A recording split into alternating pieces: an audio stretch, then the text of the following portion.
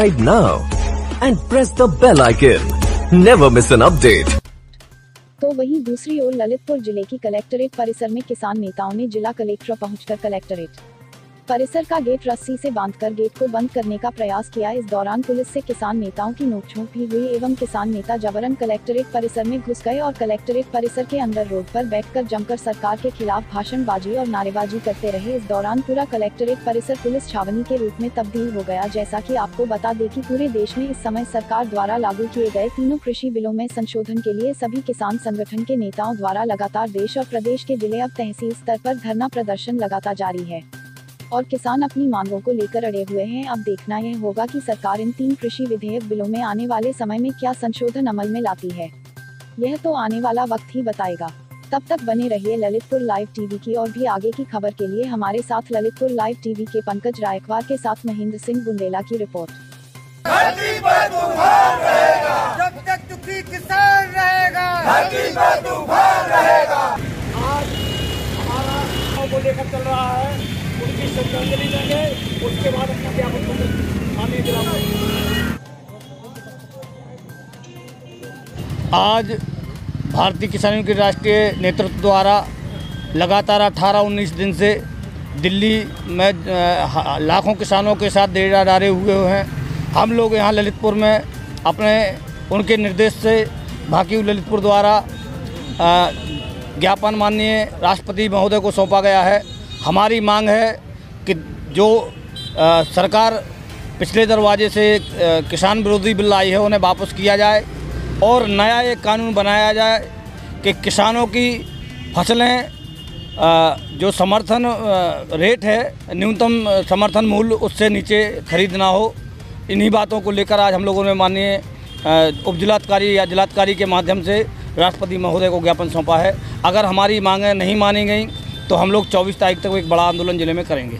हमारी सीधी बात है कि मंडी में जो 2% टैक्स लग रहा है बाहर नहीं लग रहा है, तो हम बाहर नहीं लग रहा है, हमारा किसान आएगा और ये व्यापारी लोग 1-2 रुपये की लालच दे करके ये कैसा काम करेंगे कि जिस प्रकार से बंसी में केंचुआ दे करके हैं और नदी में जब डाल दिया जाता है तो एक केंचुआ का वजन थोड़ा सा है लेकिन 5-10 किलो की मछली फंस जाती है।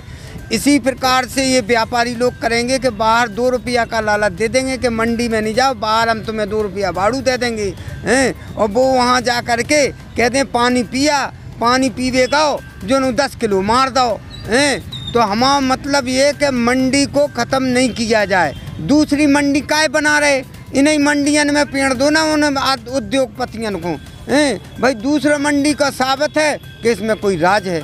इसलिए सीधी बात है मंडी एक हो। अब मामला है एक मंडी जहाँ चाहे बेचिए तो जैसे दिल्ली में 4000 रुपया कुंटल है। तो आपको बता दें हमारे यहाँ पे किसान 2 प्रकार के हैं, एक हलदर किसान है और एक बंगला किसान है। अब आपको बता दें बंगला किसान मात्र 6% हैं और हलदर किसान हमारे 94% हैं। यानी मतलब ये कि हमारा 94% आदमी दिल्ली नहीं जाएगा बेचने के लिए हैं, वो 6% जा पाएगा, क्योंकि बंगला का मतलब है ये कि यानी ज़मीन है और उद्योग धंधा भी कर रहा है, ये बंगला किसान है। इसलिए सीधी बात है फिक्स रेट कर दो ललितपुर में इतना, तो हमारा वो किसान यहीं पे बेच देगा।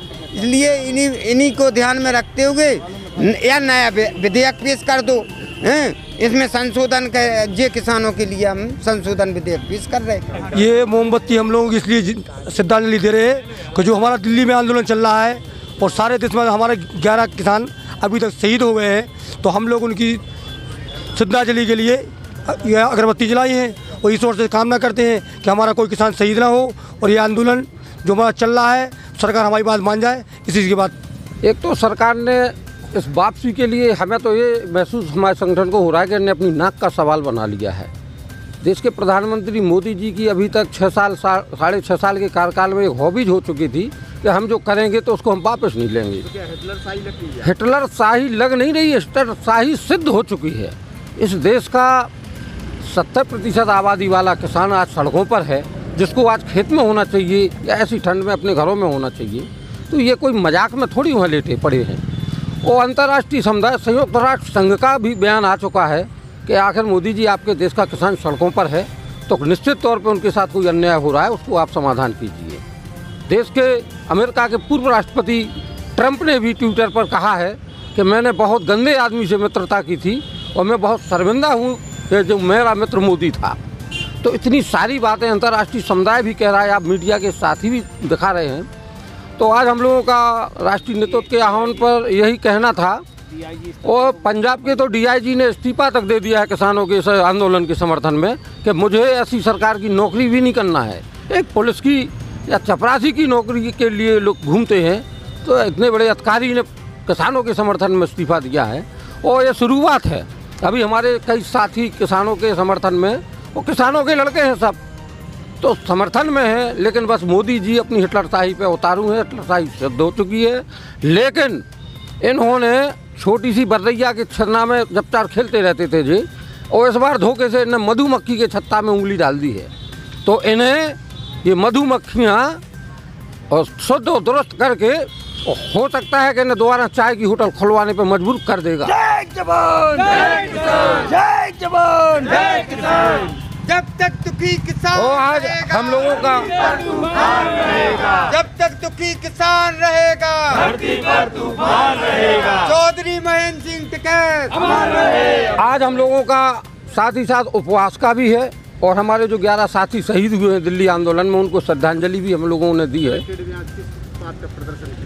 इसी बात का प्रदर्शन था कि जो सरकार को किसी भी तरीके से, जो मतलब मीडिया तो हमारे सपोर्ट में है, आप लोग इनकी जो आईटी सेल, इनकी जो निजी मीडिया है, गोबर पात्रा जैसे लोग बैठ कर के ये हवा दे रहे हैं कि ये किसानों का नहीं, ये तो पंजाब हरियाणा वालों का है। तो हमारे संगठन ने ये कहा है कि पूरे देश में सभी जिलों पे जिलाधिकारी महोदय के माध्यम से राष्ट्रपति जी को एक ज्ञापन भेजा जाए, जिससे इनकी झूठ का पर्दाफाश भी हो जाए कि नहीं, पंजाब हरियाणा नहीं, पंजाब और हरियाणा के लोग अगुवाई तो कर रहे हैं। वो लोग सरदार भगत सिंह जैसे लोग हैं, वहाँ पे कई क्रांतिकारी लोग हैं, तो ठीक है, उनने अपना एक आंदोलन का नेतृत्व किया है, जगाया है, वो प्रगतिशील हैं, संपन्न हैं, जागरूक हैं। तो उन लोगों ने हम लोगों को जगाया है। जो लोग, हम लोग तो बुंदेलखंड से हैं, नहीं उतना जानकारी रखते थे, तो पंजाब हरियाणा की जो ये बदनामी हम लोगों के साथ कर रहे, फूट डालना चाहते हैं, ये फूट डालने के लिए हम लोगों ने एक आंदोलन उठाया है कि हम जिले से लेकर पूरे देश के जिलों पे करेंगे। तो ये हम लोगों का एक मैसेज है सरकार को।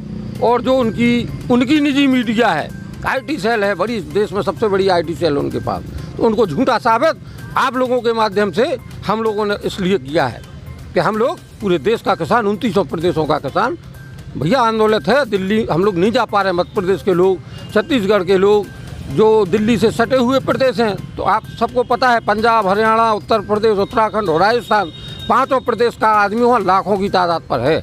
अब मजबूरी बस बाकी प्रदेश हम लोग नहीं जा पा रहे हैं, साधन नहीं है हम लोगों के पास।